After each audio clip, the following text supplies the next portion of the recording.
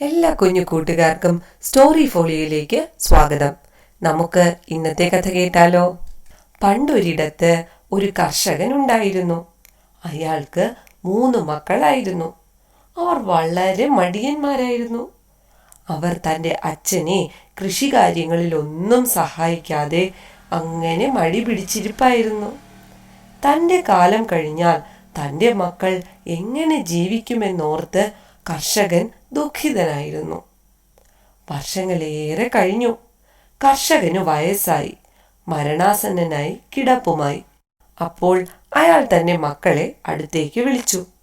മക്കളെ, ഞാൻ നമ്മുടെ മുന്തിരിത്തോട്ടത്തിൽ ഒരു നിധി ഒളിപ്പിച്ചു വച്ചിട്ടുണ്ട്. നിങ്ങളത് കുഴിച്ചെടുക്കണം. നിധിയുടെ കാര്യം കേട്ടപ്പോൾ മക്കൾക്ക് സന്തോഷമായി. അച്ഛൻ മരിച്ചാലും ആ നിധി കിട്ടിയാൽ ഒരു ജോലിയും ചെയ്യാതെ സുഖമായി കഴിയാമല്ലോ. കുറച്ച് ദിവസങ്ങൾ കഴിഞ്ഞപ്പോൾ അച്ഛൻ മരിച്ചു. നിധി കണ്ടെത്താനായി അവർ ആ മുന്തിരിത്തോട്ടം മുഴുവൻ കിളയ്ക്കാൻ തുടങ്ങി.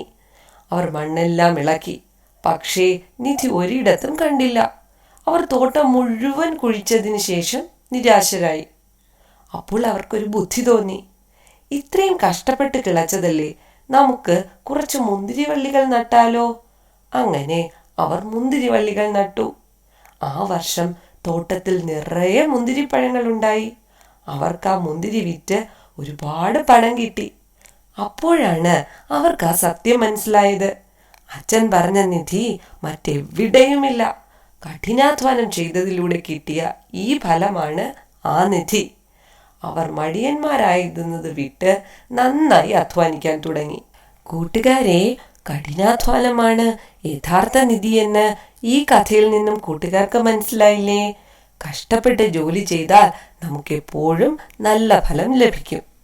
കൂട്ടുകാർക്ക് ഈ കഥ ഇഷ്ടമായാൽ കഥ ലൈക്ക് ചെയ്യാനും നിങ്ങളുടെ കൂട്ടുകാരുമായി ഷെയർ ചെയ്യാനും സ്റ്റോറി ഫോളിയോ സബ്സ്ക്രൈബ് ചെയ്യാനും മറക്കല്ലേ.